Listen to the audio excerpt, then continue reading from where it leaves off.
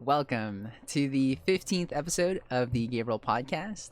Today, my guest is Alexandra Carrasco. She is from the California State University, Dominguez Hills, as their Esports President. So, I want to thank her so much for coming onto this podcast episode. Thank you. Thank you so much for having me. I'm so excited. That's great. A little bit on the background of how I kind of came across or wanted to even like ask Alexandra for an interview was because I was going on. I was kind of looking at the local news here. I just typed in Long Beach news on Google actually.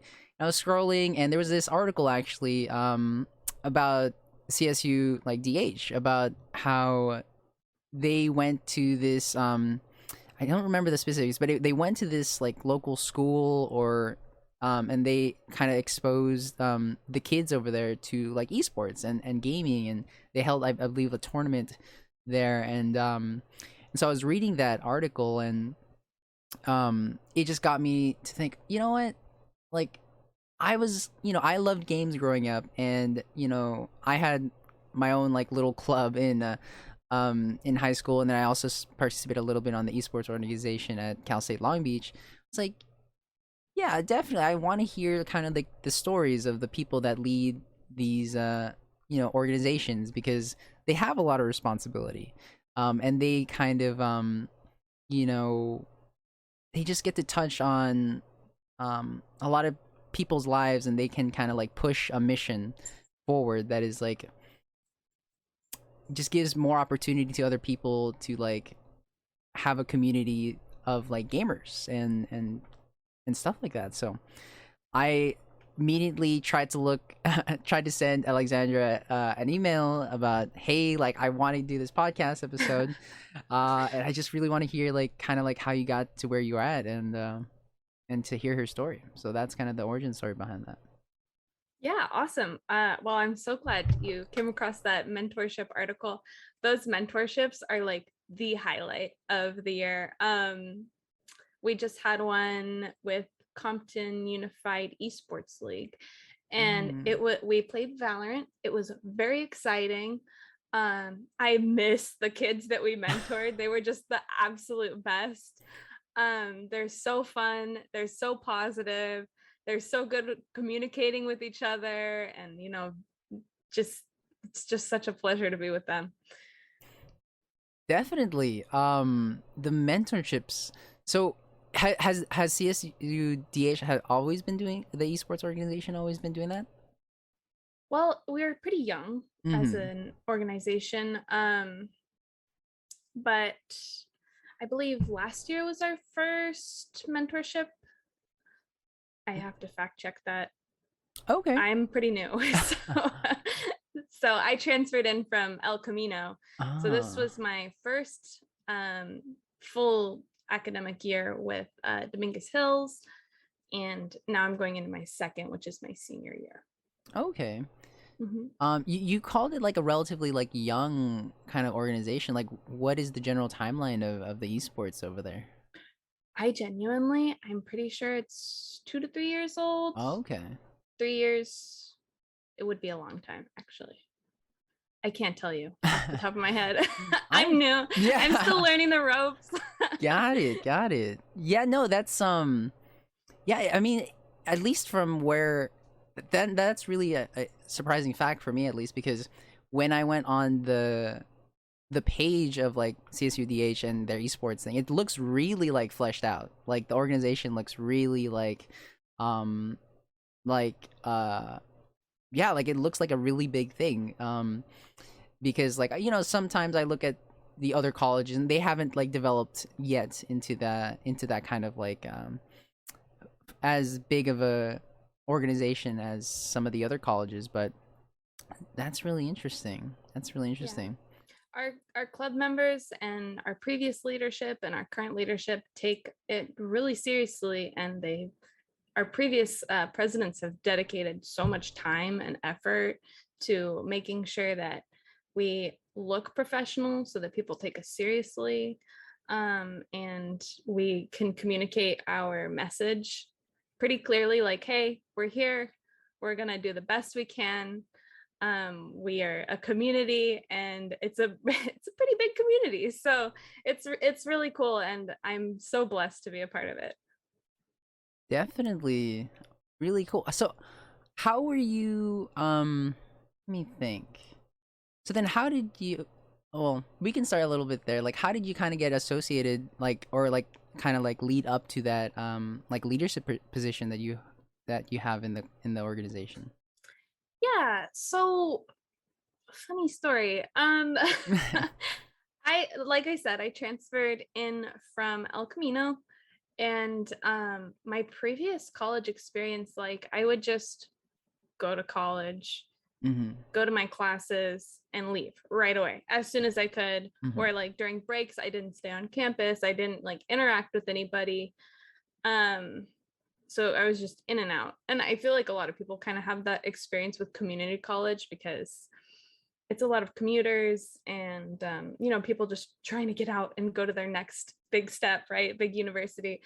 So I was kind of one of those people, and I ended up transferring to Dominguez Hills, like I said, trying to run through it chronologically in my head. And because classes weren't in person, I was like, okay, that's crazy. I transferred in the middle of the Oh. pandemic, so that was Mhm. fun. Um, and my husband and his group of friends play League, and I Mhm. always play League with them. I was so used to playing in like a group setting where you have a 5-man pre-made and you go into queue as a flex team, or we would even join like small tournaments. Mhm. Shout out to Proof Click, he's the best. um, so we would join these tournaments, and just we would have like the best time ever. So eventually my husband plays AD carry, and not anymore because the meta just totally shifted, Oh. and he was always like our big carry, right? Like he was always the best ranked, he knew the most about the game, and like I play support, and so it was just a whole lot of synergy happening. um and he was like, okay, Warzone came out, and he was like, Warzone, and that's still all he plays. So he quit League completely, uninstalled, done. Wow. It was like super toxic. I don't know if you remember, but like during the pandemic, it got so bad playing League. Wow. Um, so he quit, and I was like, okay, well, I'm going into college, and I really enjoy playing in this team setting. I need to find something like that I can do on my own time and, dedicate my time to, instead of relying on him and his friends to make those teams for me, right? Yes. So I googled CSUDH esports, and guess what came up? CSUDH esports page. I was like, oh crap, that's cool. So I joined, and I think at the time a bunch of the original League of Legends team players were graduating. Mhm. So they just had a bunch of vacancies. So I was like, okay, I'm going in. I'm going to join this team. So I messaged the team captain. I was like, hey, I really want to play. Like, I play support.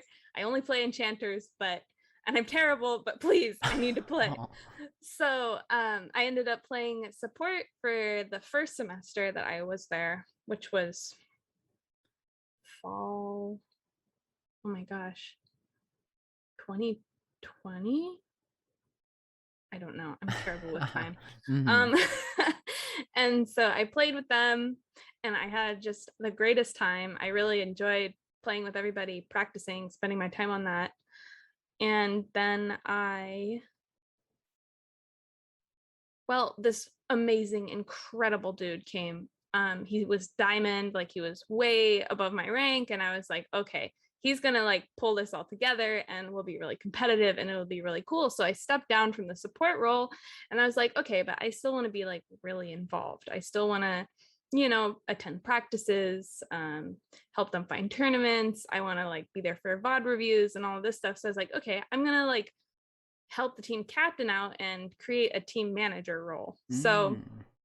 I went to the team captain of the League of Legends team, and I said, hey, I like super want to still be involved, and I think we could really benefit from having someone who can like schedule, find tournaments, help us set up a B team. help with tryouts, just general cheerleader scheduling, all of the, behind the scenes stuff that Mm-hmm. kind of happens with these teams. And he was like, okay, I think that's a great idea. I could use the help. I'm super busy. And so I became the League of Legends team manager. And after that, my next semester went by incredibly quickly. And then this summer, our previous president, who goes by 3DH, well, it's 3DH Izzy, but everybody calls him Busy. He's so busy with school that he stepped down to vice president. He was like, hey, I think you should run for president. And so I did, and nobody else ran for president, so here I am. I see. That's a really fascinating story. The thing that really interests me is like your desire to kind of like take on that, like, or to create that manager kind of role.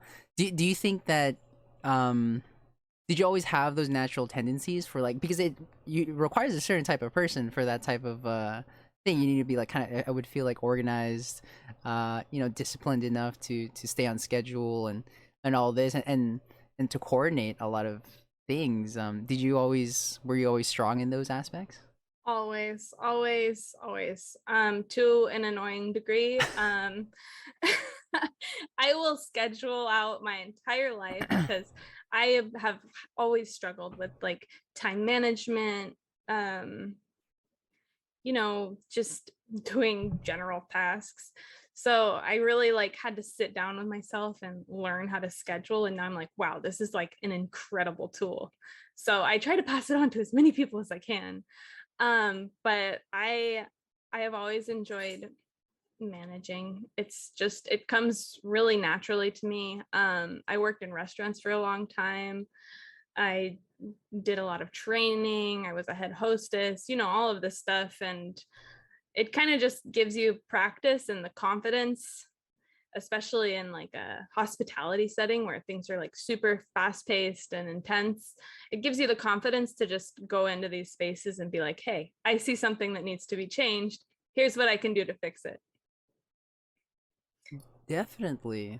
That's really cool. That's a really cool trait. Because that does set up for a great manager, but then also a great president, I would think.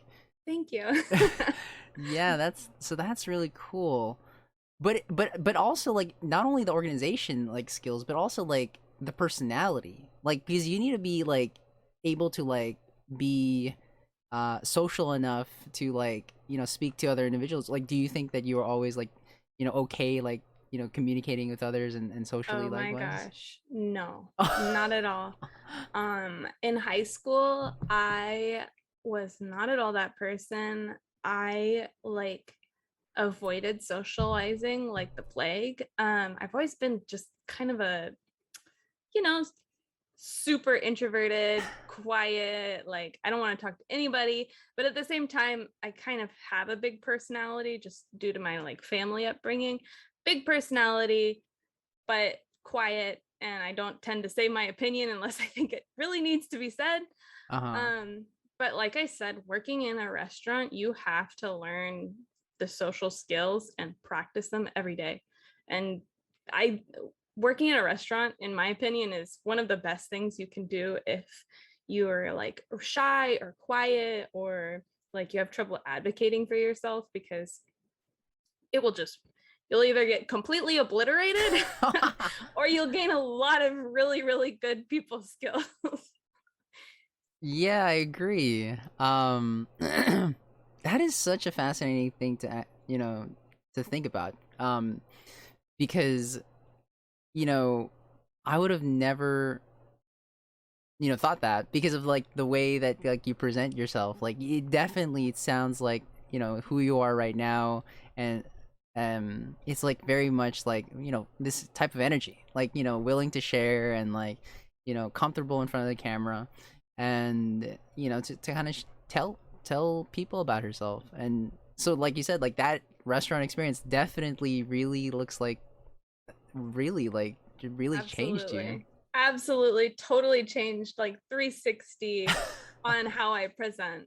And I mean, it's a lot easier for me in front of a camera. Mm-hmm. So the pandemic has also helped me because I've practiced conversations without, getting the sweaty armpits and hands from being in person, right? So it's yeah, no, it's been a really interesting growth trend for me.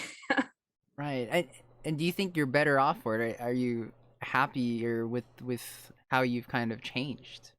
Absolutely. I think I'm probably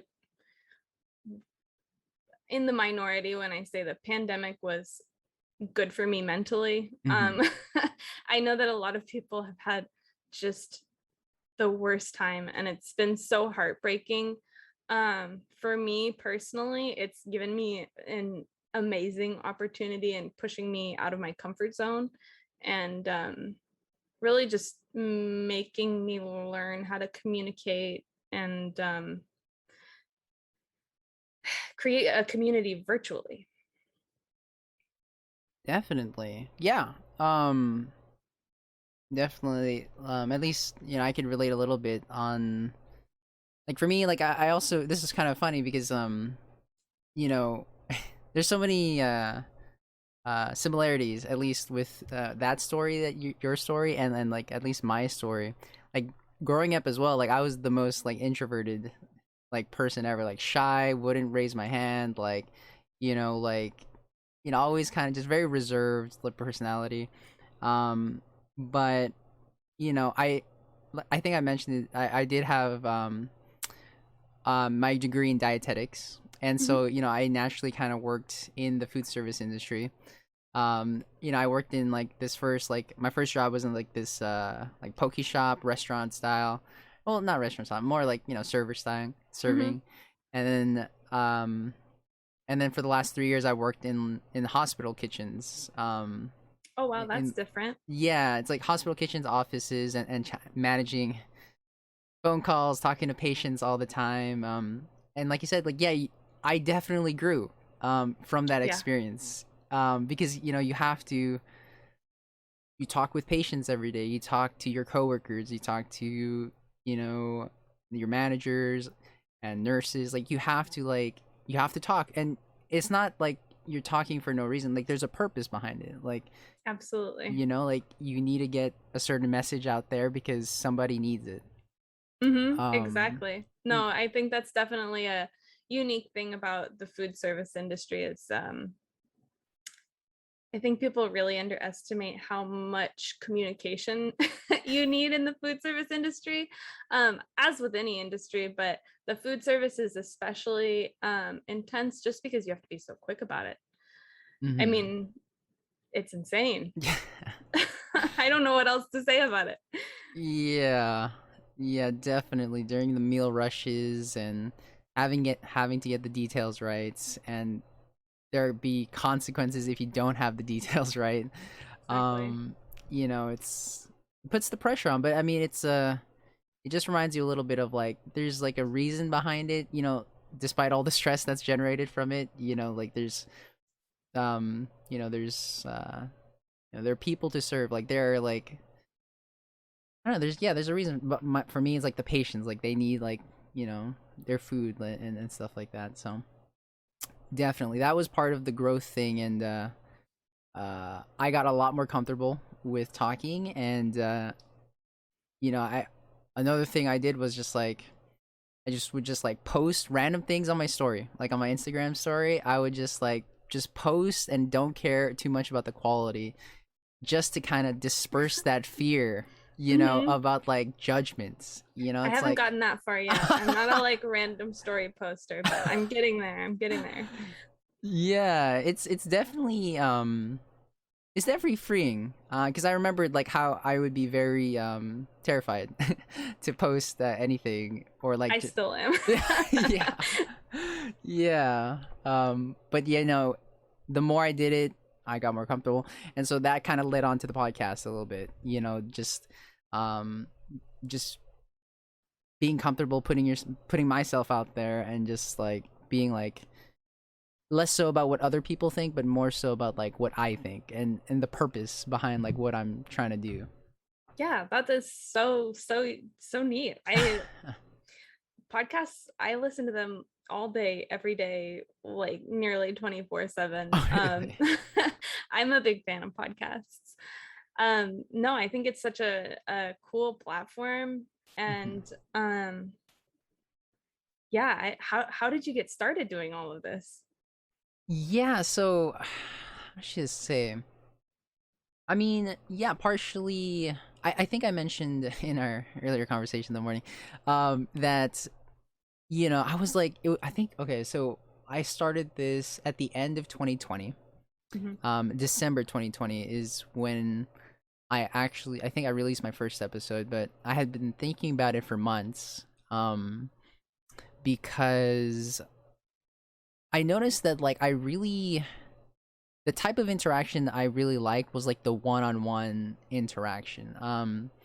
Like because I felt like there you get somewhere deeper. Um, like I just flow better. I feel like in those types of situations, in a group setting, like there's just so many like factors in play that it's kind of hard to really take in everything, and so I have to Mhm. only like play a part. But in the one-on-one setting, I feel I could be more like genuine and so I can like fully immerse myself in like the conversation. Yeah, that's so cool. That's Yeah. really neat. I'm jealous. Now I want a podcast. No, definitely. The cool thing is like you don't need a lot, to do it. You just need a camera, a mic, and just hit record, and kind of thing. I wanted this to be like a low barrier project because like for me, like I struggle with like getting projects done just because like I have a part of myself that is like very procrastinating, Oh very yeah. very yeah, so I try to put it so that the activities there's a higher chance of me accomplishing the activity. Definitely. Yeah, I totally get that. Is this a pandemic project? Let me think. I thought it worked very well in the pandemic because of the fact well, initially I was like, "Oh yeah, like I was like, "Oh yeah, like it'd be nice because like, everyone is at home, so how do you connect with people when everyone's at home?" Then I was like, "Well, I could do this." Like, Yeah. you can still like see face to face and a little bit and speak in real time, and have conversations. And I think the conversations are really the foundation, the thing that is the more important part behind it. And yeah, and it also played that like it also helped. I realized later that everyone became more comfortable with using Zoom. Yeah. And I like feel like gamers just had like a absolute upper hand in this whole situation. Like they've been, using Ventrilo, TeamSpeak, Discord for years. exactly, yeah, like I thought, well, for me, like that's why I felt like, well, me personally living, I was just like the pandemic didn't change my lifestyle as dramatically as some other people, just because like I was a person to naturally stay home and like on my Yeah. computer. So I was like, that's not too bad. And yeah, it just helped that everyone, grabbed a camera because they needed it for their I Zoom know. meetings I and bet. and so it's just been a lot easier to coordinate things in that way. So that was an interesting benefit because of the pandemic. Yeah, that's so Um cool. yeah. And so like behind the idea behind it was just that it was funny because it started with my coworkers. Whenever we were working, I would just really like listen to them and like listen to their story, and most of the time like they would come out of it with like some sort of like it's like a positive experience for some reason, and I would experience this phenomena like over and over, and I was thinking like one day I was like, why is that? Like, what is it about my one-on-one conversations with people that like produce some sort of like value or something? And I my conclusion was that it was because I gave this person like space where it was like, this is like your space to like tell your story. Um, and I think there's like value in that, where it's like, because we're so busy in our Mm-hmm. lives, that we don't stop and kind of like tell our story. And I think Or that even think about it. I think a lot of people just don't even think like, oh, I just don't even have a story. I'm ex- just here.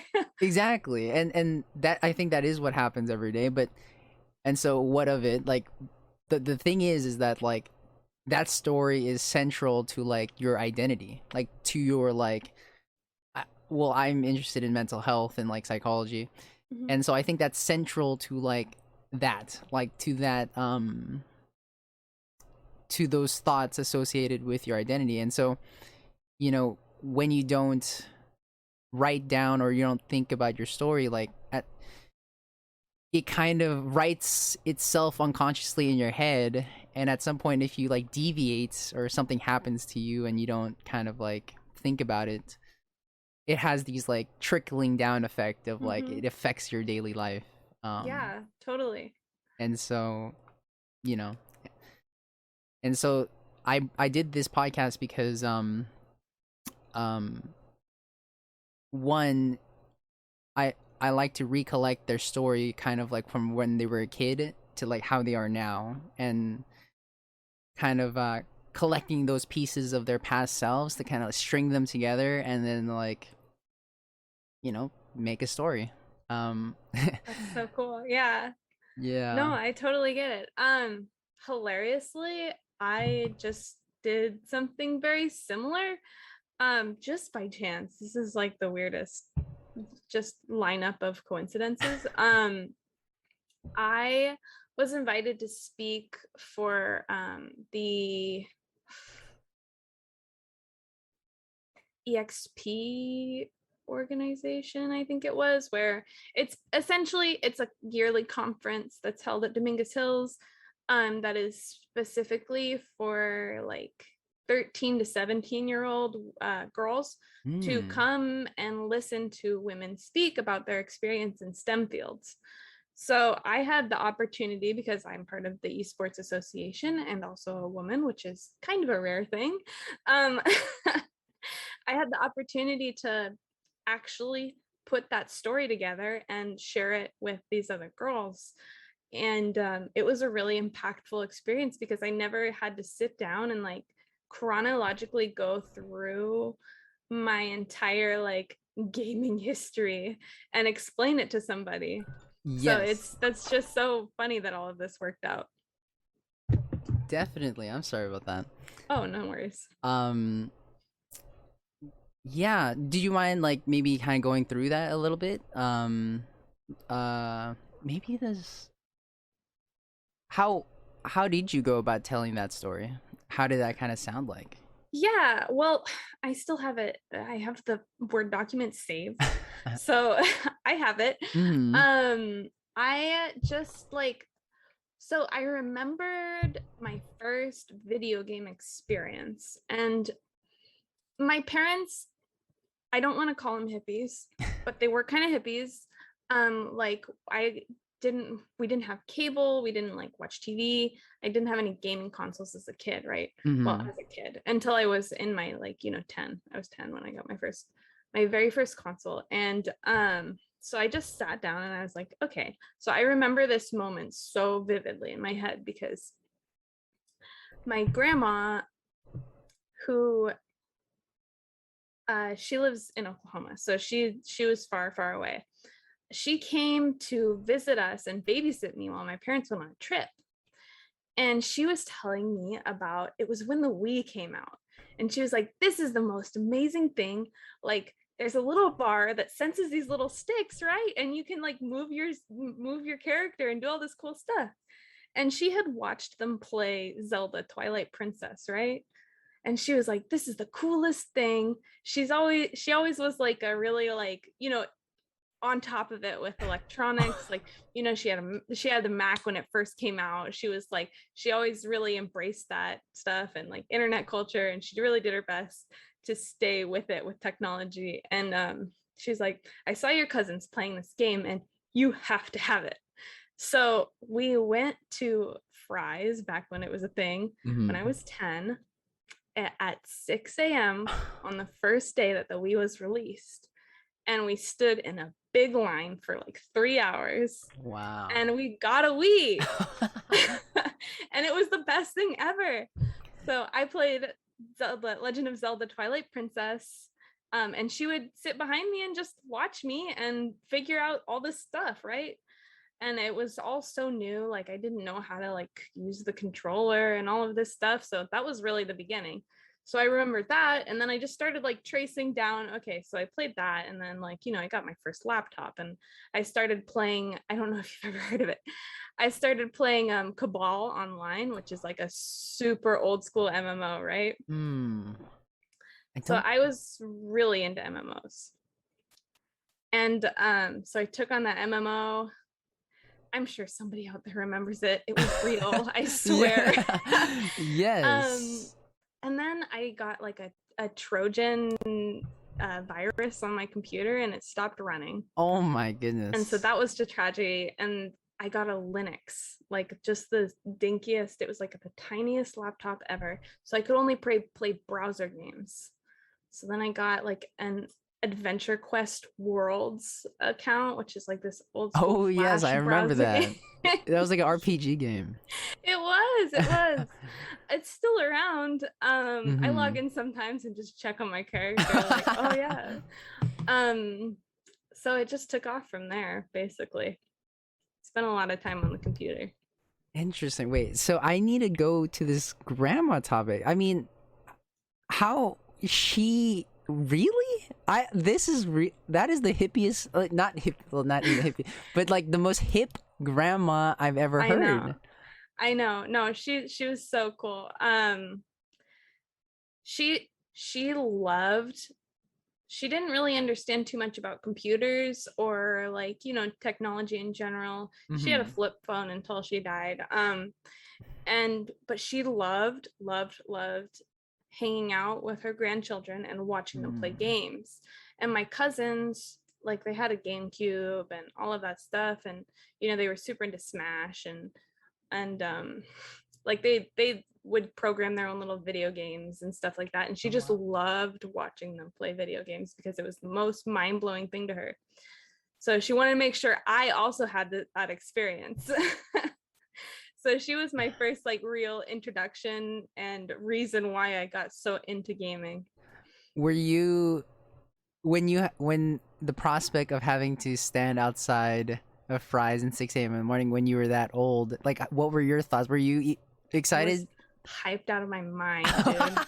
I think I didn't sleep at all because grandma was like, she's like, okay, I'm here for like a week and we're gonna get you this thing. And I was like, oh my god, it's happening. So I was like so hyped, and we stood in line, and I just couldn't believe we actually managed to get one. That is a fascinating origin story. Yeah, and I forget, you said you didn't have much prior experience with like gaming before then? Is that? No, I think the only other game I ever played was Wind Waker at one of my friend's house because her brother had an Xbox. So we would play Wind Waker on her brother's Xbox, and then he would kick us out of his room. So what were your thoughts on video games back then? Because if you didn't have much experience, but you were excited about it, so was it just kind of like the allure of video games, kind of like watching other people play? I mean, I played Neopets, right? Like, I had experience with video games. I feel like everybody who played Neopets is into gaming now. Like, I would play Neopets. I had like oh gosh, Club Penguin is that old? I had a Club Penguin for a super long time. Like, my first family PC, I played Club Penguin on. Like, it was just the coolest thing ever. I would just spend hours on Club Penguin. But like, my computer time was really limited. So I wasn't really like allowed to just, spend a bunch of time on the computer and do whatever. So yeah, nice. No, it's probably for the best at the end of it all, but when I was younger, I certainly wasn't happy about it. Right. I mean, Yeah, I did not like those restrictions as well.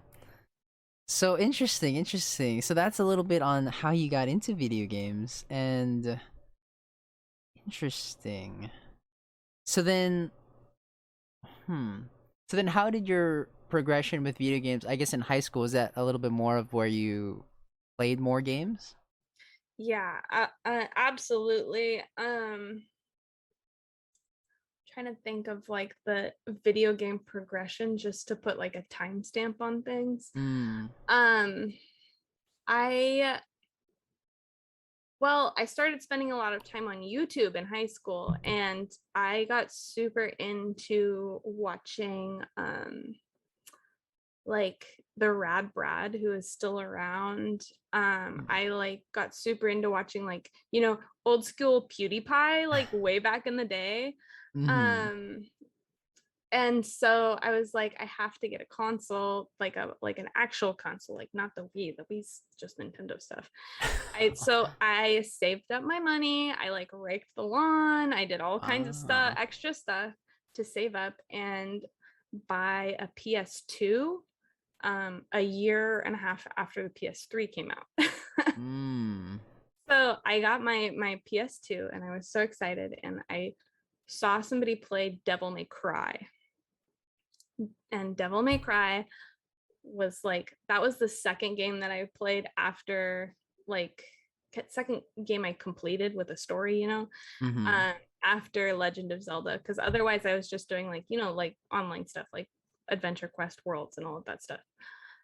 um so I got that console.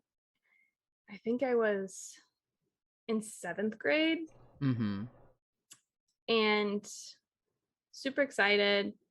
Was like, okay, I'm tired of these games. They're old. I want a PS3. So I started saving up for a PS3.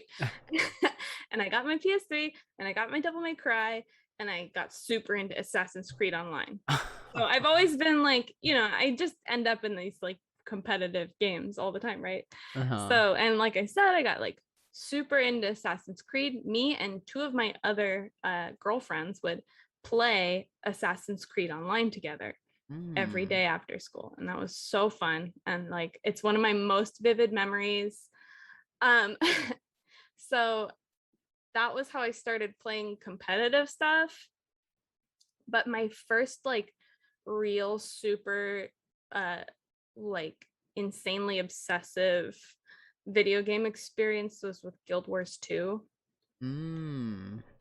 I got so into Guild Wars 2. I have something like almost 4,000 hours in Guild Wars 2. Wow. Um, yeah, I met my husband on Guild Wars 2. Really? Yeah. What is that story, if you could share that? Yeah. No, it's super innocent. I mean, I'm an online girl. I dated people online, right? Mm-hmm. So I was dating this person from Guild Wars 2, and like he came out and he visited me and my family, and he was super fun and nice and all of that. Great guy. God bless him. But I met my husband when I was playing, like we were doing dungeons. I'm not sure Oh. if you have experience with Guild Wars 2, but you go into an instance, and they're always the same, and you complete it for like gold and money. And there was like a looking for group feature, because you needed 5 people to complete a dungeon. So it was me and my boyfriend, and then we needed 3 other people to fill out the group, right? Yes. And so we entered Twilight Arbor, which is like this, like, it's like a flower dungeon. And so like we all started chatting. I don't remember exactly what started it. So we got, and then we realized, oh, like he's actually good at playing the game. Like we can invite him, like add him and play other games with him, or Mm-hmm. play like, different dungeons with him, because he actually knows what he's doing, because I was like super serious in this game. um and so he and I became super close. Like we had a lot of shows that we liked in common, and we would just play all the time, because neither of us had jobs or any responsibilities. So that's how we met. And then I broke up with this dude, God bless him. And I think it was like a year later, I ended up dating Charlie, who's my husband now. He is from Venezuela. Mm. So I like to call him my mail order bride. So he came to visit. I paid for his ticket, doing what I always did, doing like a bunch of extra chores. And so he came to visit us and stayed with us for like 2 weeks, and we really hit it off. And yeah, he came to visit twice more, and we were just like, okay, I think this is it. This is the one. Like, I can't imagine not being with you. And then we got married. That is an awesome story. Yeah, definitely. That is so cool. You guys met through, through the game that, you loved because Exactly. and you found the person you loved. Yeah. And then he introduced me to League, and that's like a whole other stage of my life. I see. Yeah, I played League for 8+ years. It was a Oh long. wow, you have me beat. Yeah, that was my main game. Because me and my friend, that was the only thing that me and my friends played. Do you still play League? No, no, actually. Yeah. I don't blame you. It's been a while. I think I stopped somewhere in college. Near my end of my college. So it's been a while. Yeah. But I mean, we had good times. We had good times that game. That's good. No, yeah, I've only played for like 6 years. So longer than some, shorter than others. Okay. Certainly not an OG. Yeah, but it's still definitely a long time. There's definitely something about the game that kind of keeps its players in there. It's like a bad addictive drug. It's not good for you. Yeah, definitely was not conducive to a lot of my academics, but it's crazy because I'm always shocked with other games. Nobody's toxic. Like nobody's toxic like League players. It's just crazy. Yeah, that was CS:GO. Yeah, some of those competitive games. People really just really care. Just care a lot. That's a good way to put it. Fascinating. Yeah, so what about your education? Like, what are you studying in your time in college? So I am a business admin student. I am concentrating on entrepreneurship. So pretty cool. I love it.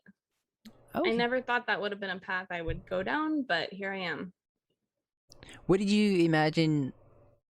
Well, I like to go back a little bit. When you were a kid, did you have any dreams of what you wanted to be? That question of what did you want to become when you grew up? I wanted to be a marine biologist so bad. Really? Yeah. My favorite animal are orca whales.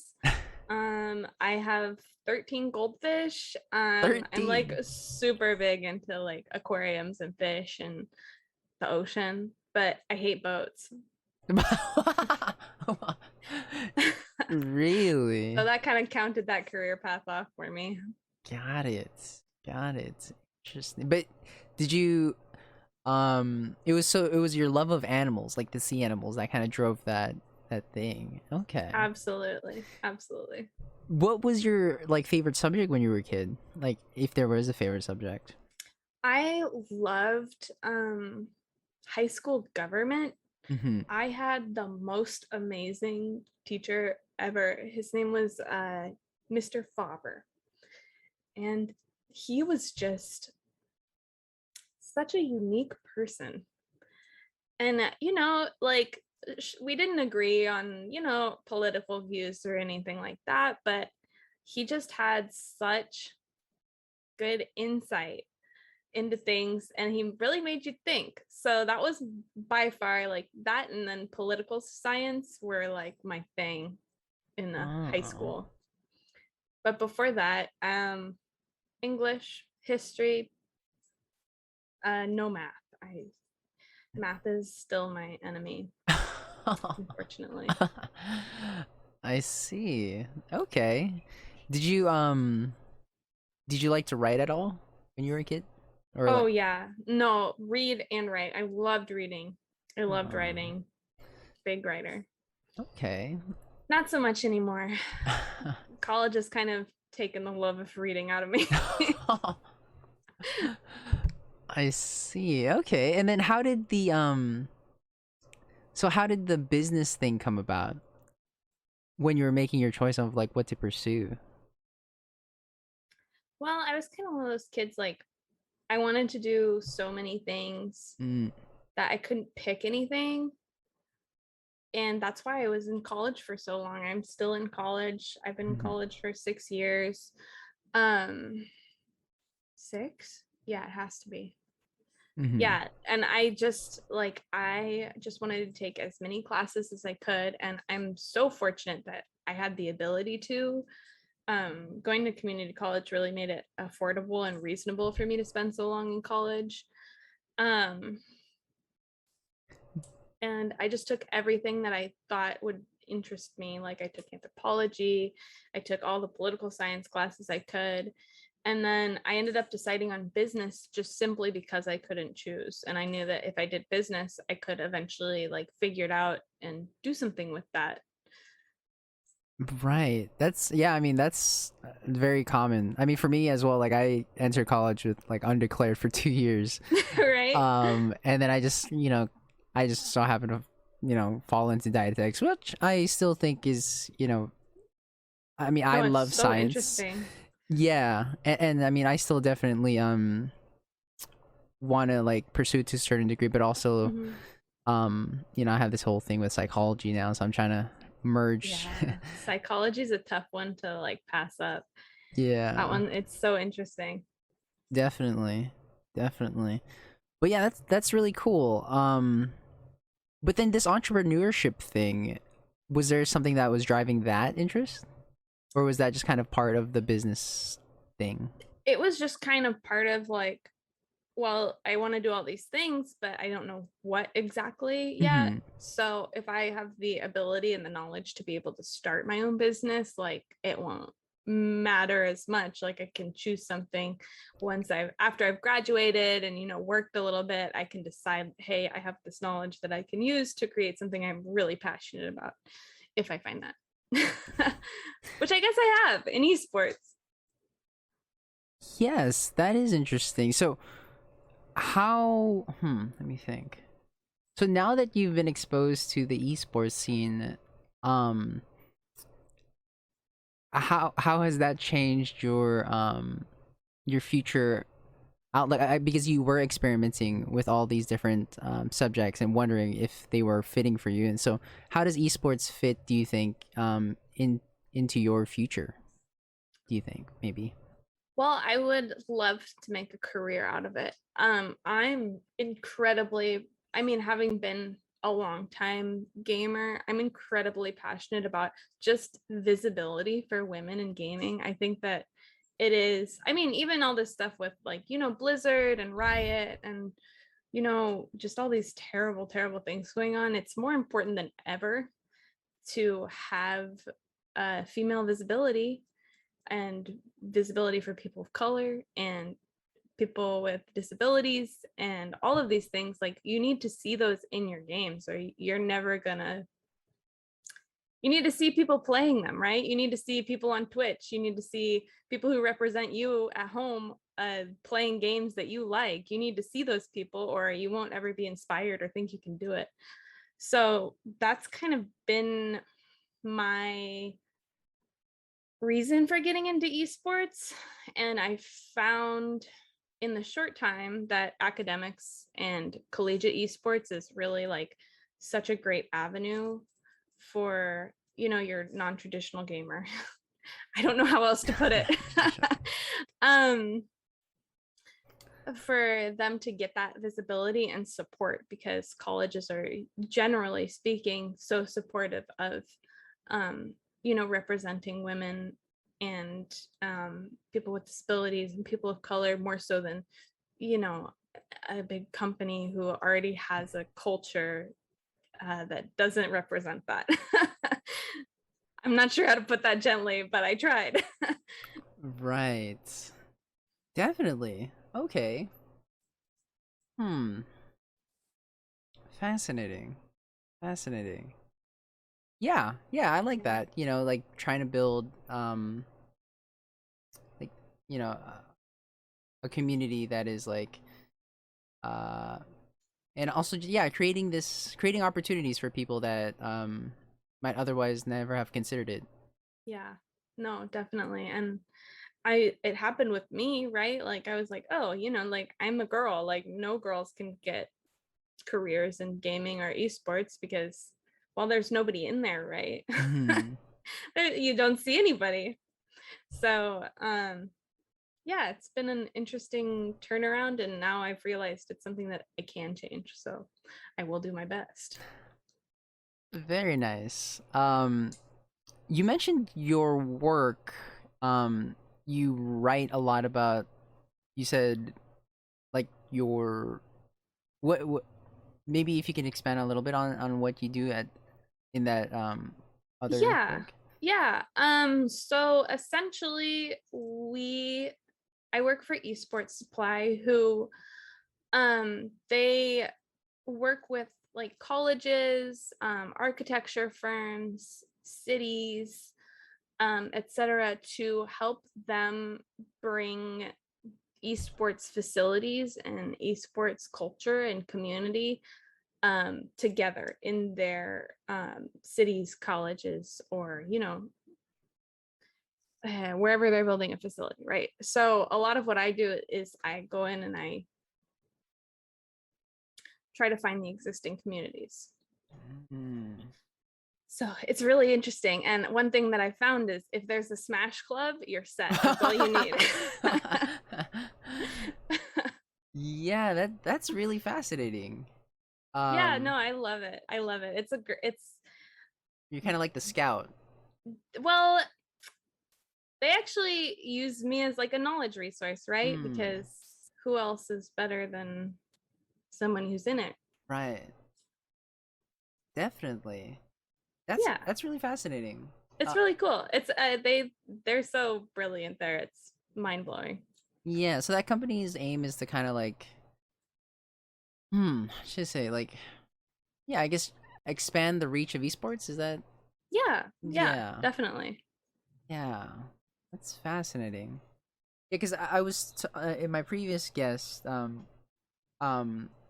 with the South Dakota State University like esports president. We were talking a little bit on like how esports is it's very like local community like Mm-hmm. based. Like within the universities, they have their own like community, and there are and how she was mentioning how it was actually really tough sometimes to kind of interact with the other universities because everyone's at like a different place or like a Yes. different like place in their phase of esports. Like some people are a lot Yeah. more established versus Mm-hmm. like some people that are a lot smaller. And it's always via like Discord, at least from their side. Always. Um and so they said like, sometimes it kind of gets like I don't know, like not as streamlined as they had hoped. Absolutely. And that's kind of why, circling back, I created that team manager role, because I think a lot of something that esports, and just don't get offended, gamers in general, is that they just want to be incredibly good at their game, right? They just want to sit down and play their game and succeed at that, right? So you have to find a way to manage gamers.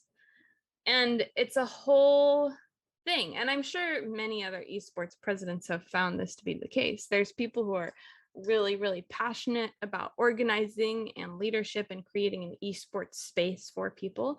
And then there's people who want to compete in esports. And there's some overlap, of course. There's people who want to do both. Um, but it's hard to wrangle gamers. I won't lie, it is incredibly hard. Um, and one of the best ways to like build a community, right, is to do stuff in person. Well, League of Legends players don't want to meet in person. Like, I mean, it's real. It's a real thing. Yeah. And so it makes it an interesting battle for schools, especially if there's no, advisor support, because you need that kind of authority figure to be like, hey, can you be here at this time and represent us so that we can get this done, right? Yeah. So that's definitely a struggle that esports will continue to have in colleges, because I mean, the boomers just don't get it a lot of the time. And it's really hard. Yeah. Yeah. Yeah, that's an interesting problem to have. Definitely, because yeah, like trying to spread or expand the scene does require that social Yeah. aspect to it, but I guess that's the one weakness that gamers do have, or uh yeah, I guess that, Absolutely.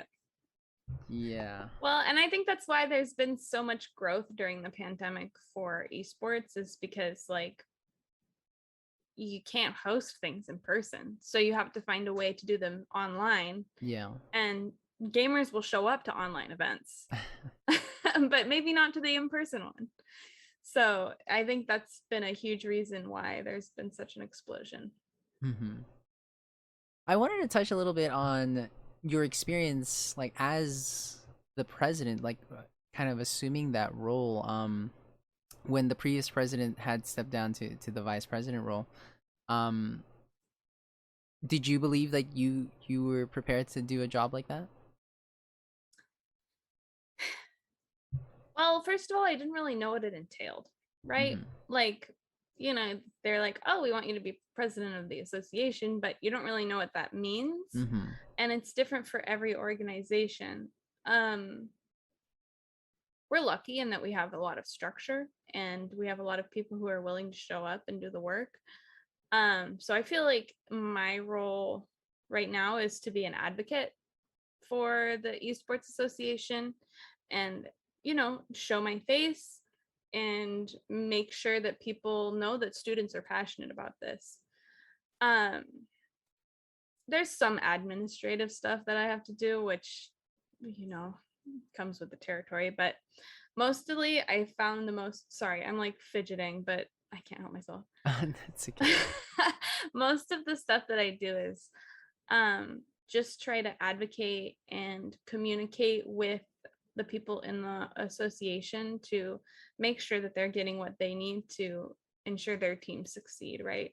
Mm-hmm. Or advocating their problems for them to our amazing leader, Ruben, and just making sure that they're able to play the games that they're passionate about, have a team for those games, and that they have a community to come to. Okay. So it's And a lot of like chatting and like, one-on-ones and supportive. It's like a supportive role, right? Because these students are doing the awesome things and I'm here to like encourage them and make sure they're able to do them. okay. And I mean, it sounds like it's been a rather uh, positive experience. It's been like a things have been going smoothly. Yeah, no, and we're so blessed. Our esports organization is so full of just so many cool people who are like, they're all kind and they're all Mhm. really open, and that makes it just 10 times more easy than it could be. Yeah. It's just, I'm so blessed.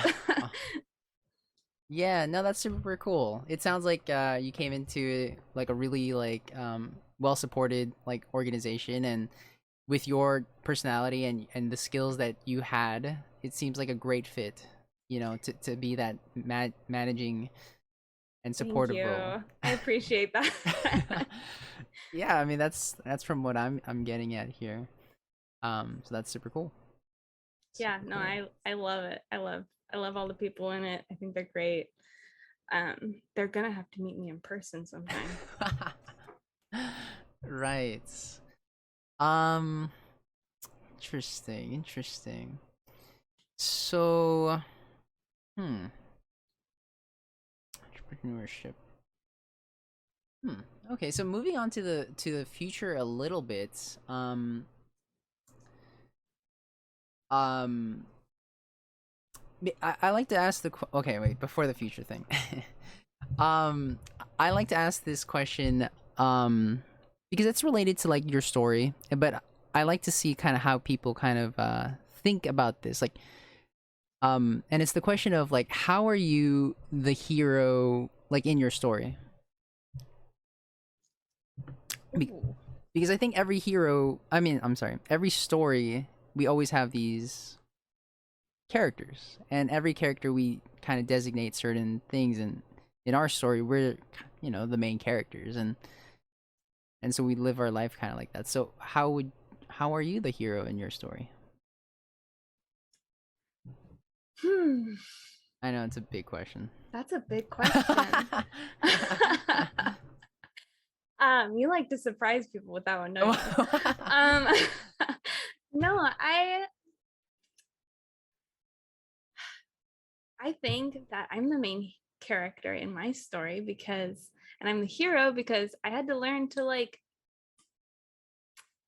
find my passion, and like it's so hard, right? Like you have to look for it, and you actually like it just doesn't come to you. You have to try really hard. There's a lot of failures. There's a lot of failures and a lot of things you try and you're like, oh, I kind of hate this.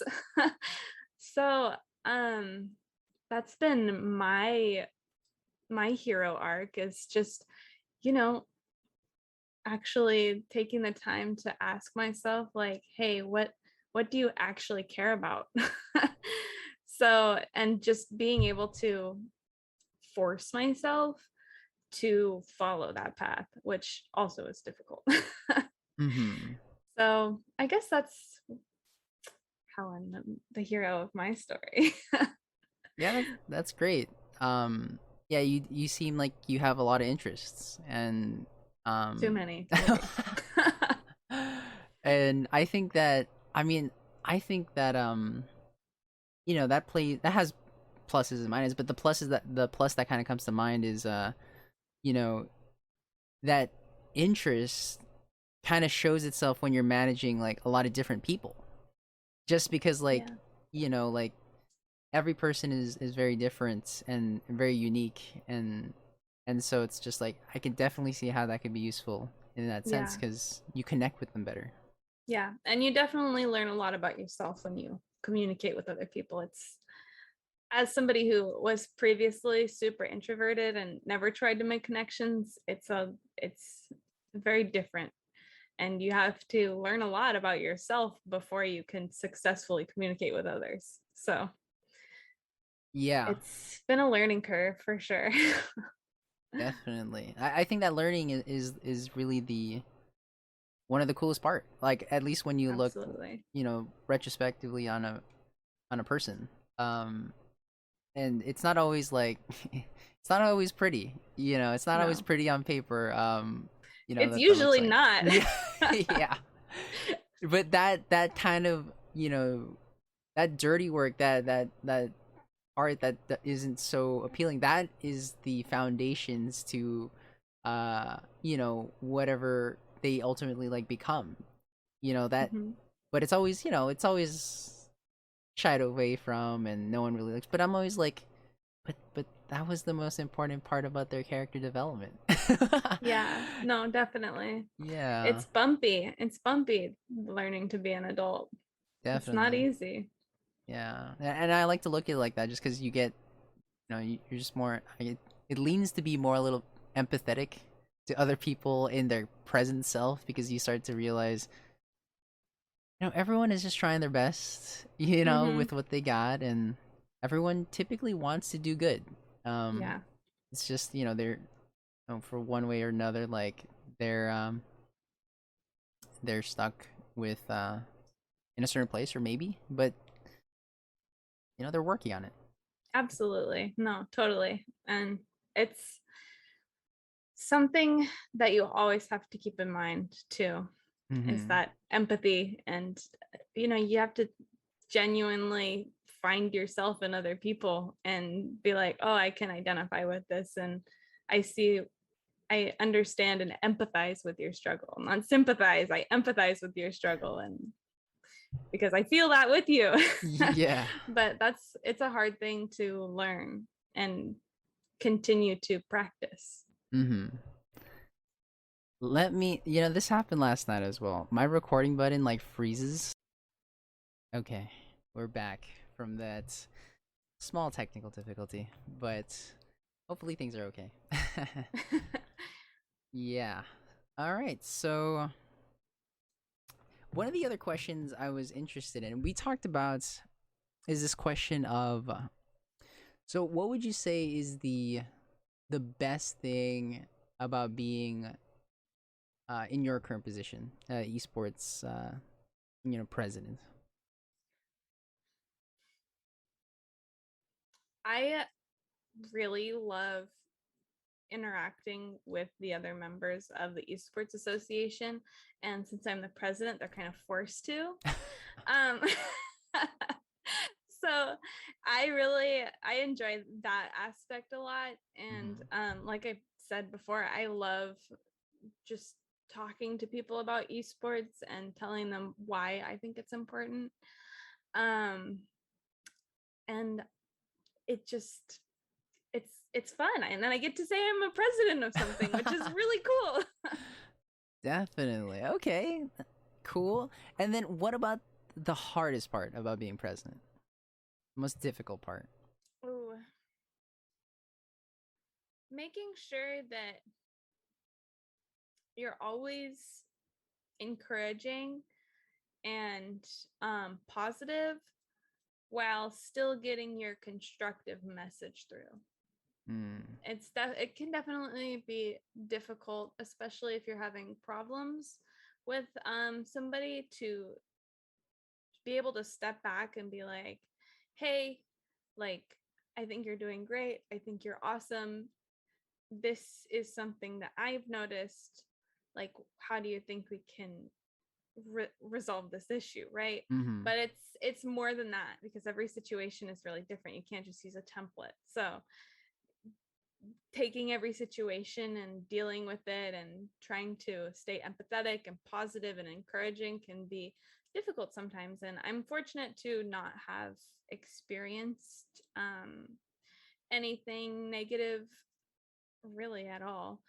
But it's definitely something I've thought a lot about, and it's important that you always are able to convey your meaning, right? Mm-hmm. Like, you can't misstep and say something inappropriate. You always have to, you know, think about what you're saying and how you're representing and all of that stuff, right?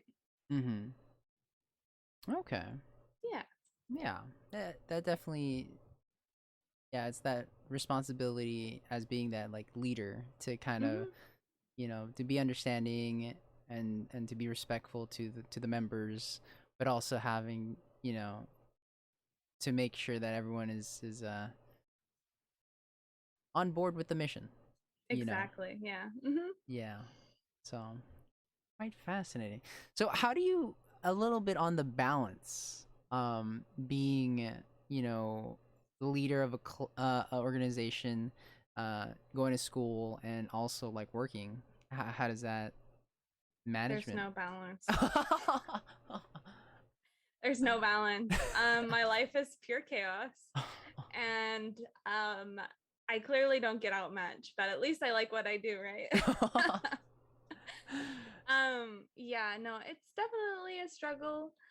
Um, Especially because I'm also a gamer, and like, I really want to play my games, right? Yeah. Like, that's like the reason I got into all of this. So I've definitely had to find time for games as opposed to find time for other things between games, right? Mm-hmm. Um, and it's hard to get like focused, uninterrupted time where I can work or study or, do stuff for the association.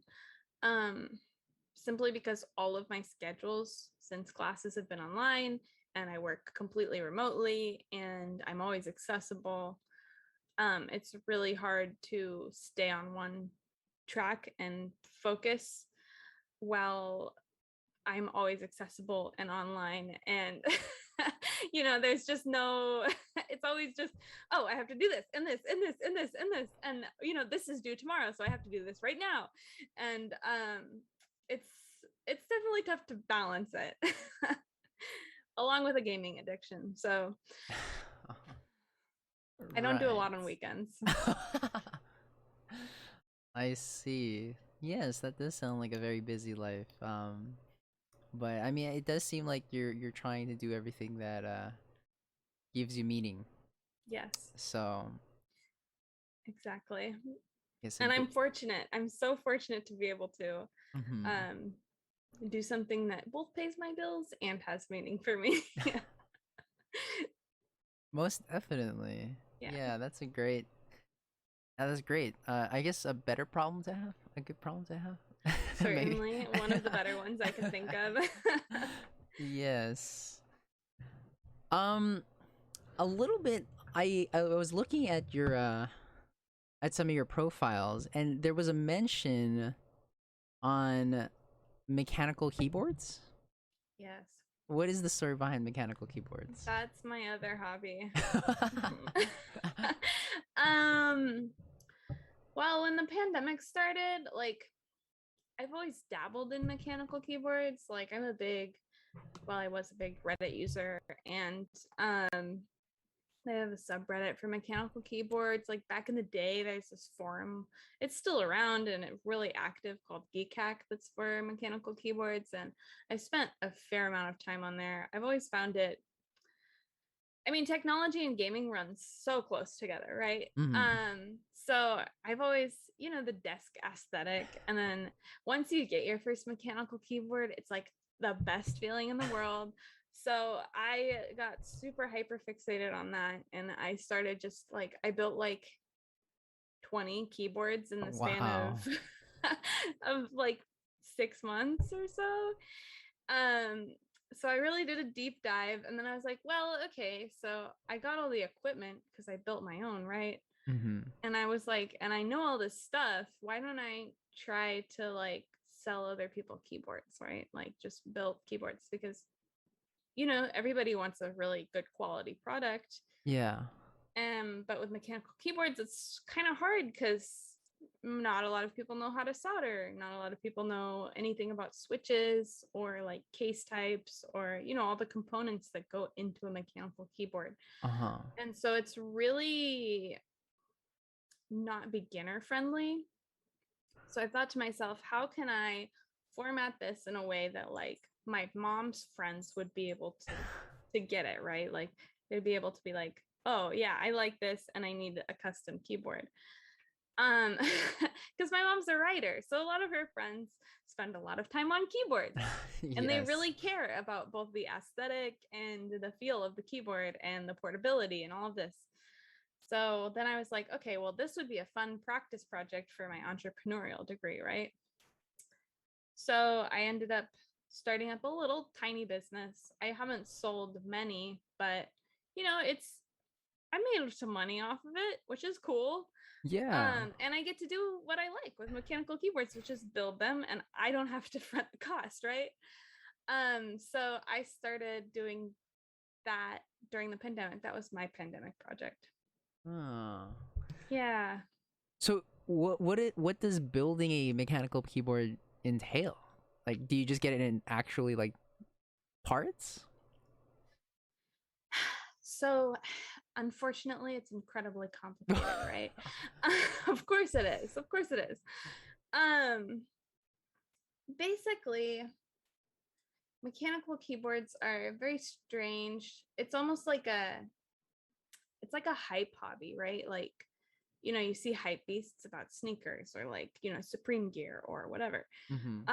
But mechanical keyboards are very much in line with hype culture, right? So there's usually they run in limited number or limited day group buys where a bunch of people collectively say, I'm going to purchase this interests me. I like this kit. And they normally come in kits, which includes the case, which is the outside. It includes the PCB, which is like the computer chip of the keyboard, right? It's what you plug the things into. And it's what activates the switch, right? Mm-hmm. And then there's a plate, which is like it holds the switches in place. You have your switches, which are the thing you actually press, right? It just keeps going on and on. And stabilizers, which I don't know if you've ever like looked inside a keyboard, but they had on your space bar, it's a really long key, right? Mm-hmm. And if you've ever bought a pre-built mechanical keyboard, it has this thing called stabilizers, which are two little fake switches that attach to this key to keep it from like, popping off or teeter-tottering. Because I have some actually. Good thing I am crazy. So like that, this is not going to hold up a space bar, right? By itself. It's not going to keep it from like the space bar goes like a seesaw. So those are what the stabilizers do, is they stabilize that really long keycap. Got it. And so you enter these group buys of these kits, and they're hard to get, and it's time consuming to get them. And they're incredibly expensive because like, it's somebody's piece of art. Like they really cared about this. So as opposed to having someone come in and as a new person to the hobby, come in and do that, I kind of do that back end part, and I build it for them, and I kind of like take an inventory of what I think is going to be cool in 6 months when the keyboard comes out or like is actually released, because they collect the money in order to pay the manufacturer to manufacture the keyboard. So there's usually like a waiting period after you've paid up front of like 3 to 8 months of waiting to get this keyboard. So I kind of take that part on for people and kind of pick out like, okay, I think this keyboard's going to be cool, and I think somebody will definitely buy it, and I'm going to build it like this, like with a theme, right? So that everything matches and it's really aesthetic, and somebody can be like, oh, I like this. So that's kind of what it is for me. I also actually just offer the build service, so you can buy all the pieces that go together and send them to me, and I will solder it for you. I will lube this, like, you can open it's so complicated. I will open up the switches and lube them individually, and then solder it all together and put it together and ship it back to you. So that's kind of the other part of it that I do. Right. Yeah, no, that seems incredibly like useful, especially to like people that don't have time. Yeah, it's definitely for people who don't have time. Yeah. But are interested in getting one. It's so fascinating. Yeah, it's a wacky hobby. I don't recommend it to anybody. Don't get a really nice custom mechanical keyboard, but don't dip your toes in the hobby. It's my wallet has suffered. Oh no. I see. Yeah. That is a fascinating hobby. Yeah, I've never. But so that kind of lends to the question of like, so that's like kind of putting stuff together. Like, were you always interested in that? It's like kind of like putting stuff together, like very hand work kind of thing. Yes, actually, I love like doing small tinkery stuff. It's actually like one of the few things that will keep me from fidgeting. I'm a big fidgeter, and yeah, I love soldering. Like it's like the most therapeutic, relaxing thing ever. You see like melty metal, and it's like, wow, that's so cool. So I really enjoyed that aspect of it, and I've never been like interested in electronics, but it's definitely made me interested in like technology and how it all works, and soldering's just fun. I just like to solder. Yeah, we'll put it like that. Got you. In my limited soldering experience in some I don't even remember. It might have been in my high school physics class. I think we do some very basic soldering stuff. I agree. Seeing molten metal is a quite satisfying thing It to is. see. It really is. It's so fun. um, when you were learning how to do that, did you like? I remember when I first started like soldering, like I was so afraid to get burned by that thing. And I think I don't know. I'm pretty sure I somehow burned myself. Like I'm Yeah. sure. Um, yeah. But you've gotten like really good at it, like soldering. I wouldn't say I'm like super good, but I'm definitely better than like your average Joe. I've had a lot of practice and it's a learning curve. It's a learning curve. You have to learn exactly how much solder you actually want to use and like get the heat just right to get the little like pearl. I haven't quite perfected the art of getting like that beautiful like curvy dome. Yeah. But I really am trying. I'm well past like gobs of solder, right? Like, sometimes you see newer people soldering and it's just like a Oh. big, huge, like this thick of solder, and you're like, oh, well, it's nice, I guess. Right. Yeah, Yeah, there's a whole art to it. there is.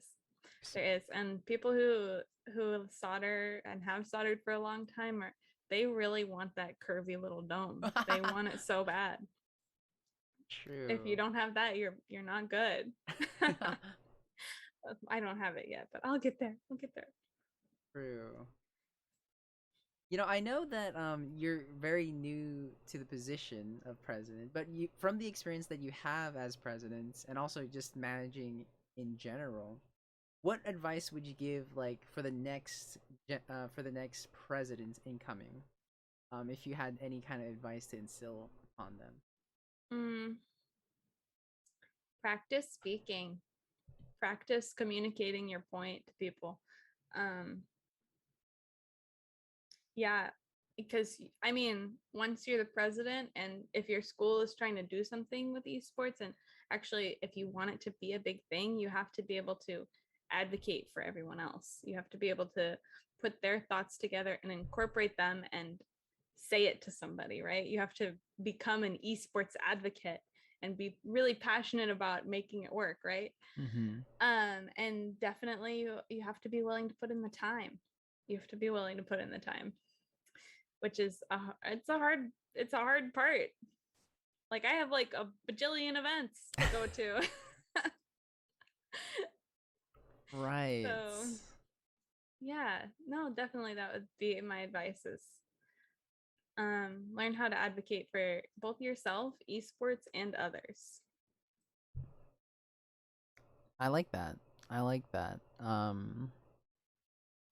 think they'd appreciate that piece of advice as well. I hope so. Good luck, whoever you are. You can do it. um, what happened? Do you still play Guild Wars 2? Honestly, the game kind of died. It's Mm. still like, it has really dedicated people, but I don't play it too much. No. There's an expansion coming out, which I will play, but I probably won't. I don't have the time, first of all, to sink into it that I did in high school. And second of all, like I put so much time in that game that I'm kind of put out with it. And don't get me wrong, it's a great game, but it's definitely on the older side. Mm. You can feel it's well, the passion just kind of fell out of it, right? Like Mm-hmm. the developers had a really hard time, and it didn't put out as much content as it could have used, so she's tired. Oh, got it. Yeah. Are you have you been keeping up with any of the recent MMO um kind of hyped up ones coming up soon? Somewhat. I know New World is supposed to come out soon, but honestly, I am way into like competitive. games now, like esports, Overwatch, Valorant, that I don't know how I would fit it into my schedule. Got it. MMOs are so time consuming. It's so sad. I love them, but oh my gosh, if I have to read another 12-page guide, I'm gonna scream. Yeah, no, they are definitely a time sink. Yes. It's fascinating. So your main game is League of Legends? I kind of flex between League and Overwatch right now. I started streaming, and it kind of makes it, because I was like, okay, I'm playing these games anyway. I might as well just turn on the camera and stream for a little while. Really? So I stream now on occasion. I used to have like a set schedule and I would show up all the time, but I'm like fucking busy. Excuse me. I'm so sorry. No, it was very appropriate. So I don't show up on my stream as much as I should. But yeah, it's just time. I would say now I mostly play League because my friends have gotten back into it. Okay. And you guys like have a full 5 and kind of just hop in there? It's mostly me and one of my other friends who I actually met working at a restaurant, and we became really good friends and we play League together. So all my other friends quit. Oh. I know, it's so sad. I see. Yeah. Yeah, no, definitely. That's one of the things that kind of sucks about games, people kind of move on. Yeah. Yeah. At different paces too, which is the most annoying part. Like, I can't wait until my husband's tired of Warzone and we can try something else. How long has this Warzone craze been? Oh my gosh. Since it came out. At one point he was playing it like a full-time job. So and it's good because we're pretty private people, so I feel like he doesn't like socialize with his friends as much as he maybe wants to or would like to. So it's having his friends like be passionate about it and like actually make the time to hang out with him and play Warzone is really cool. But I'm a little tired of the screaming and and the complaining about hackers, and if I hear he has walls one more time, I'm gonna lose my mind. That is hilarious. Yeah, I don't get why they keep playing it if it's so bad. If it's so bad. That is funny. And the one thing we didn't, you said that you were also untiltable. Yes, that's my superpower. I tell everybody that. Do you have any hypotheses on why that is the case? I think I have the right mix of apathy and competitive drive, right? Like, I want to be competitive, but I also understand that it's more about wanting to be with my friends and like hang out than it is about like me being like super good. So I feel like that kind of like mindset where it's community, not competition, really helps me out. But I don't know, I'm one of those people, I really don't get frustrated often. Yeah, just Hearthstone. That was like the worst experience of my life. What was it about Hearthstone? Well, I think it was that meta in particular. So I don't know how long if you watch Twitch, but I used to be like a big Reynad fan, like Reynad Tempo Storm. Yeah. And I would watch him, but I never played Hearthstone. And then when I started playing Hearthstone, it had the meta where like the minions just kept multiplying, and so they would just like bleed you out in one turn. And everybody had that deck, and I was just starting out, so I didn't even have the cards to have that deck. Yeah. So I got so frustrated. I was like, I don't have the cards. I'm not gonna farm the cards. I'm done. And I just uninstalled it. But yeah, no, I don't tilt in League at all, which is really impressive considering some of the things that people have called me in that game. Yeah. Now that is that is interesting. Huh. That is fascinating. Do you ever when you were talking about like maybe reasons as to why you might be untiltable, the whole community versus competition, have you ever like thought about like telling your husband about that concept? No. He's a competitive gamer. It's about the competition. I don't know if you've ever, there's this really, really interesting resource called the Quantric Foundry, where they categorize like gamers based on both the games they play and what they value in games, like what makes games interesting to them. And that really like opened my eyes, like, oh, like there's other people like me who just like, have a really like communal approach versus where some people really value that competition. So it takes all kinds. Hilariously, the person that I play League with is hyper competitive, tilts at like, if you blink at him wrong, he's gonna scream. So somehow we play solo queue and are just fine because I'm untiltable. So I'm always saying like dumb positive stuff, and he's like he's tilting off the face of the earth for no reason. So it's an interesting dynamic, and I think that gamer types are like really a thing, and that's why people, oh, there goes my camera again. And that's really why people have different tastes in games. Yeah, I feel like I'm an MMO player who happened into esports, right? Like I just fell into this kind of. So yeah, I wish I could really explain why I'm untiltable, but I don't know how. It's a blessing. Gotcha. Yeah, no, I haven't heard anyone.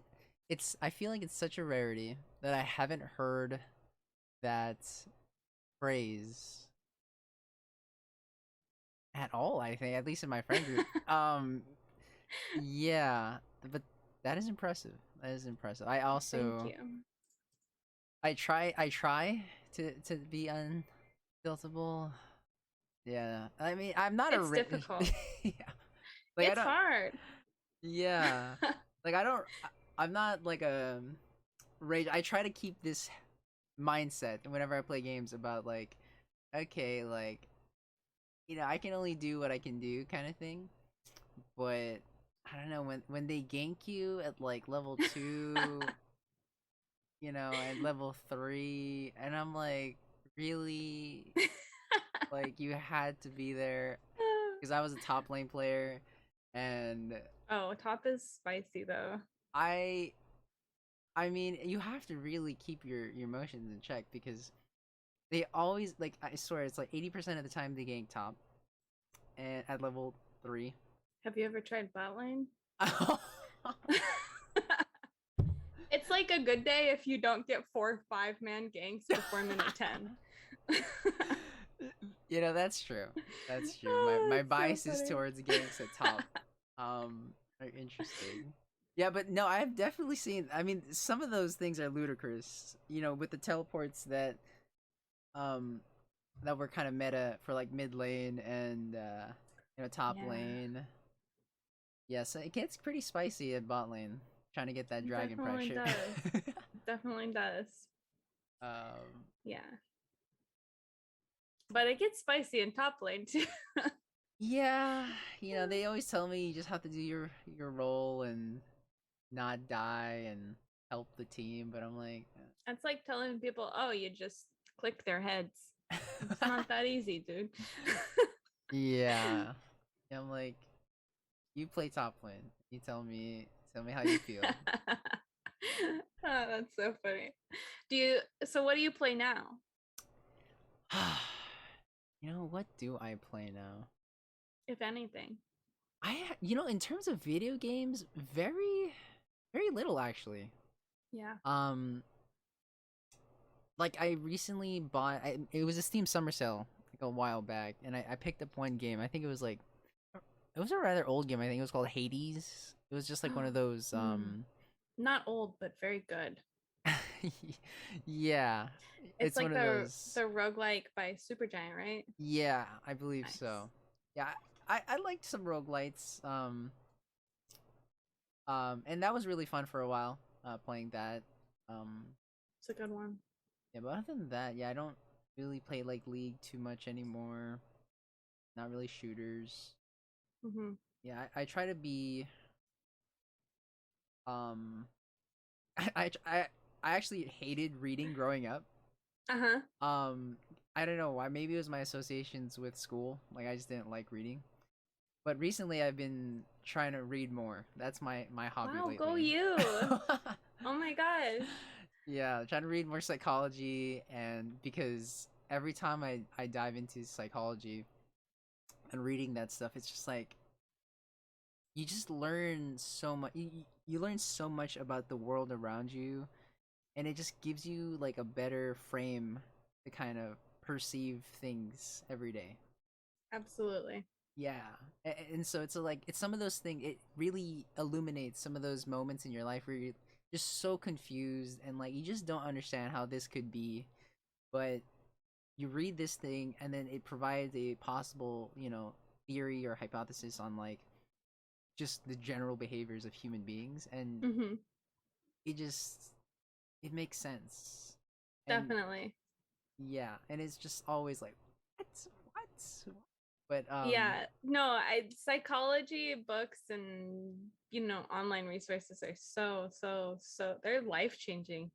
mhm, Life-changing. definitely, definitely, yeah. Yeah, I should read more. Uh, Well, you mentioned like you read a lot in read a school. lot. So much reading. I'm not looking forward to it. Yeah. It's gonna be a lot of reading. I'll survive. Definitely. That's interesting. Yeah. I mean, this is my dream ish with the whole entrepreneurship thing.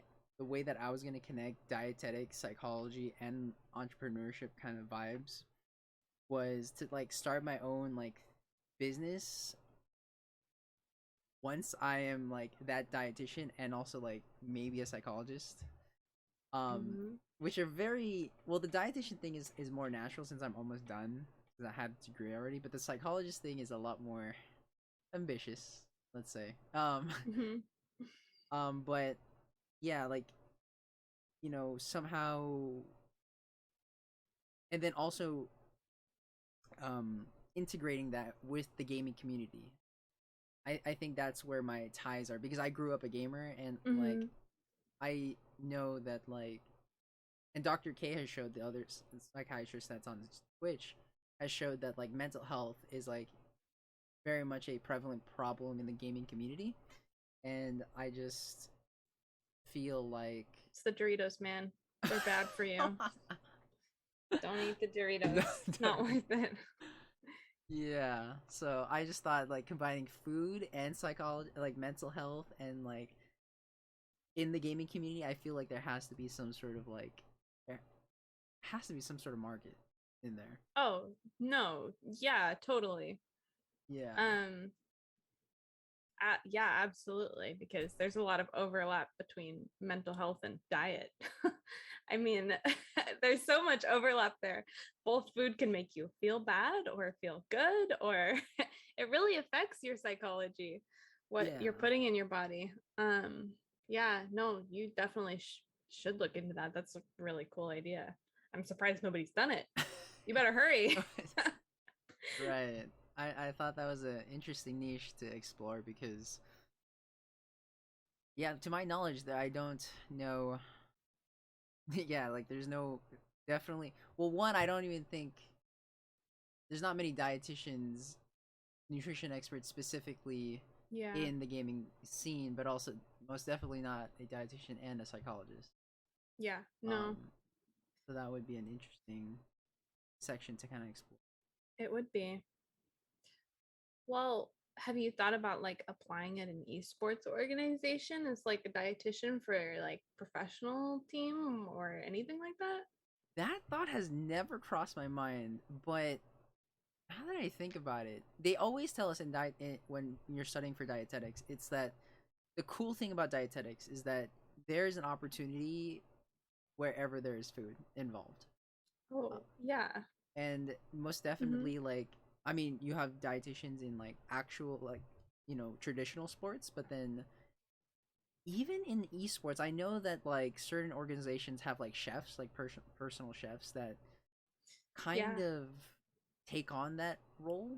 Mm-hmm. But And most, then they have to learn nutrition. yeah, yeah, but I definitely think that there's a place for like, um, there's a place for like, a nutrition expert on like how the body, like how food affects your body and like how to kind of go about it. Just because like there's a lot of like misinformation out there on, just I think this is kind of like similar, a little hitting on like what kind of Ruben talked about earlier about like the the stigmatization of like of gaming, at least Hmm. the prior stigma, and getting that kind of misinformation out of there and replacing it with like the more the the truth of who gamers are. Yeah. Kind of similar to like what I want to spread with like food. There's a lot of misinformation there about like diets and like how food affects you, and dietetics is very much like a science evidence based like practice. So we Mm-hmm. very much like focus on like, you know, what's real, and because it's most conducive to like, your health. Um So has that affected what you eat? Definitely. In terms of like being aware, being better aware and making more aware like decisions on like Mm-hmm. dietary patterns. Because my parents like never like my parents are from the Philippines, and in the Philippines there's like no nutrition education pretty much, only from like what your culture eats, from what your parents eat. And that's a lot of traditional Filipino foods are typically very fatty, very meat heavy, very um and stuff like that. Um which in the long term, you just want to, you know, with the education that I have, it's a lot about like the bigger picture, Mm-hmm. which is like it's not that certain foods are bad, it's about like being aware of their effects and knowing how much your body can take if you have a certain like goal in mind in the future. Mm-hmm. And it's always just about moderation. It's about like, um making those decisions, like knowing this food, like if you eat McDonald's every single day for every meal, there is a long-term consequence to Serious that. consequence. Yeah, like it's not like you cannot, you have to be aware that like what this food will do to your body over time. Mm-hmm. And that and knowing that, like, you can make the decisions, um better decisions for yourself, basically. Absolutely. That gives you that opportunity versus the opposite, where it's like you don't know what this hamburger is going to do to you. You only eat it just because it's the only thing available, Mm-hmm. because of like, what you know, but then you don't know what's going to happen to you like 20 years down the line, and then you're like, "Oh my god, like what happened?" Yeah. And you only find out through your doctor when you're in the, in the hospital then. I'm like, "Oh, it was because of your diet." Like, well, that's 20 years like of like habits that happen, Just like. accumulated. Exactly. And Yeah. and part of my message is just to kind of like, you know, let people be aware of give people the information that they need to make informed decisions about Mm-hmm. long-term effects of their life, kind of thing. Yeah. Absolutely. No, and that's something that gamers could definitely benefit from. It's definitely a nutrition is not a priority or even considered really Mm. unless you're in professional play, right? And Right. that's where I think there's a lot of value in like collegiate esports is it can help provide that structure, education, and a health advisement that maybe you wouldn't get from your friends, like from just gaming solo or trying to make it pro by yourself. It provides a lot of support for student gamers who, they need it. Right. Yeah, like you said earlier, like they're focused on just being the best at their craft. And so they put kind of everything else aside. And so when they come into these institutions who care about them and their long-term health, because they want their players to be, supported. Most definitely, it's gonna help them in their craft. Um, because it's gonna provide them the longevity uh, to Absolutely. stay into in that sport.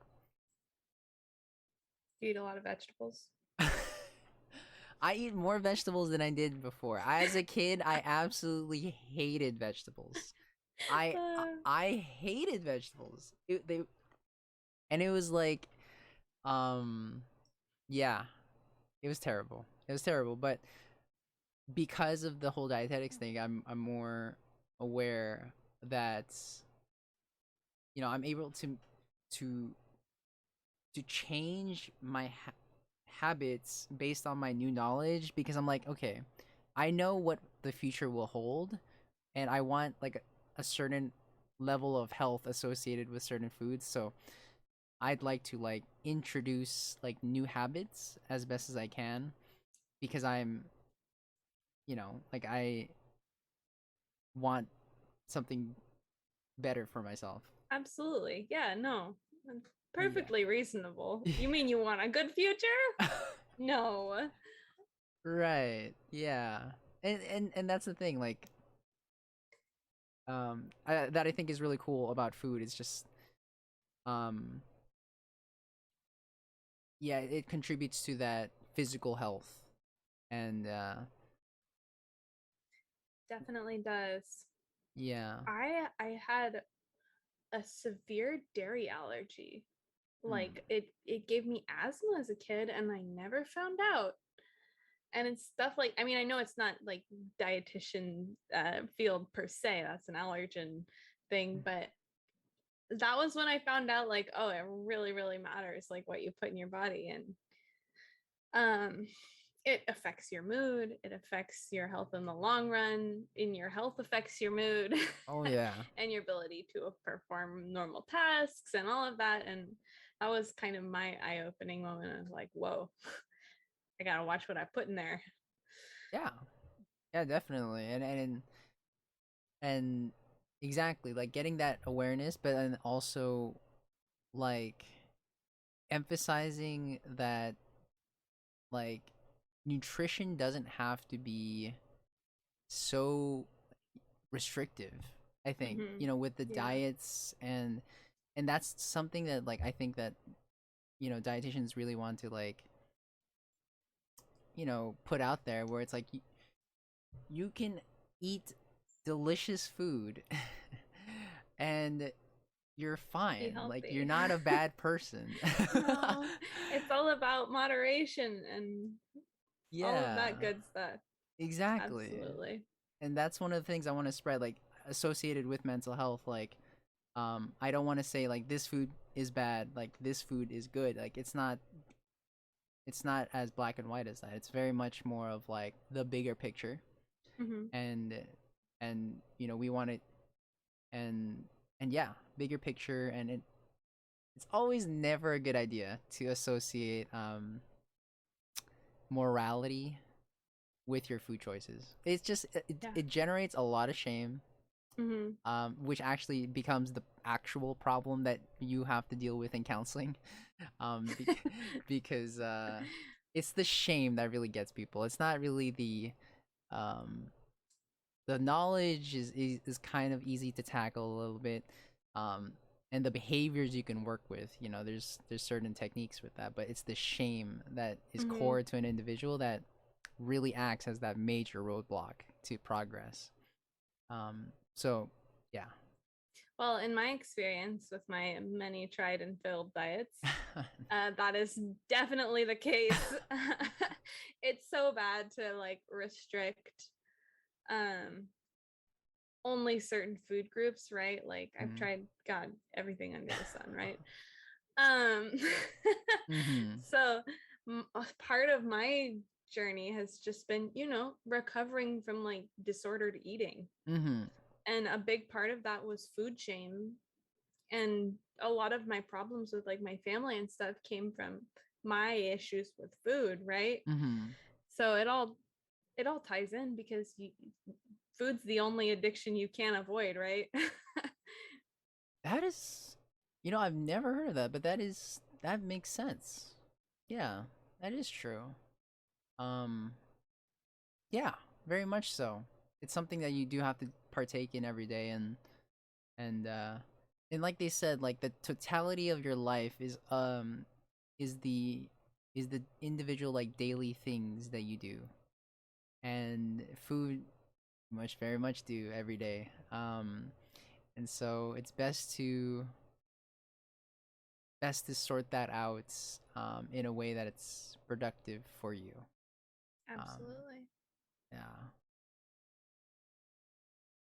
So fascinating. So fast. It This is is. It is. It is. Yeah. I mean, I have some of my friends that's like, why don't you just go straight into psychology? Like, because I still have to finish my dietitian stuff, for like a 1 year internship, and I'm Hmm. like, if you're so interested, they say, but I'm like, but like, there's still so much value in like being a dietitian and like helping people in that way. Like, if I wasn't so interested in food, like, yeah, I can just hop into psychology and then focus on psychology, but it's like there's still I believe so much in the dietitian, like, and so I just can't help. So this is why I have to do this combo thing, like in my head. Like I can't give up psychology because I love, or no, I can't give up psychology because I'm so interested in psychology, but then I can't give up dietitian because I still believe like like food is such a interesting field that affects everyone's life so interestingly enough, and that there's so much misinformation out there in the world that Yeah. you need like people to like put some truth out there. No, absolutely. So I have to do this like combo thing, weird Well, thing. and I mean, you don't need a degree. You can bring a lot of what you learn about psychology just into your practices as a dietitian, right? Like True.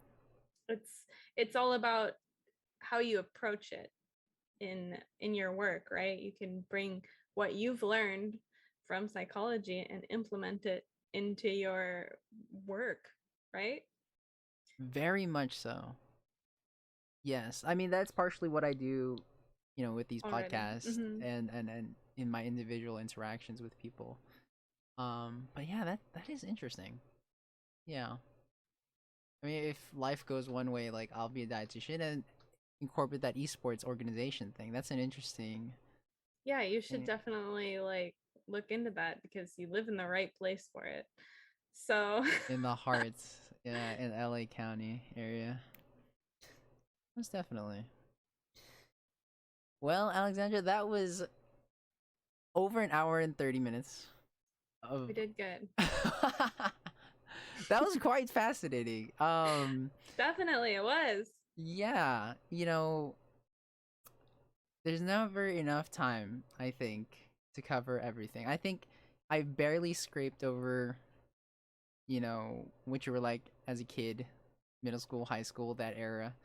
Just because I feel like there's just so much top heavy stuff to go over with Absolutely. what you have at the moment.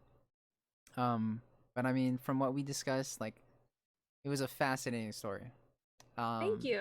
Thank you for giving people a platform. I think this is really, really, really neat, and it's interesting to sit down and listen to people's opinions and life story. It's so cool that you do this.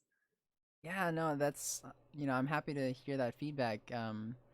Yeah, like that's the coolest thing, I think, to come out of it. I think the conversations, that's really the biggest like reason why I do these things. Um I just inherently think that there's a lot of value in Yeah. listening to people, because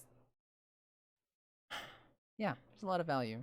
And hearing your story out, gave me a lot of insight on what it's like to be a leader, what it's like to be a person that doesn't know exactly where they want to end up, but they're doing their best with what they know.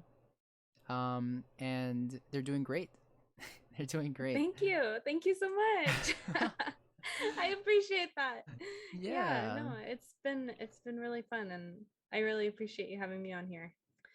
de- Um yeah, thank you. definitely. Well, where can the viewers find you, Alexandra? You can find me on Discord. I am on Discord 24/7, reachable at all hours.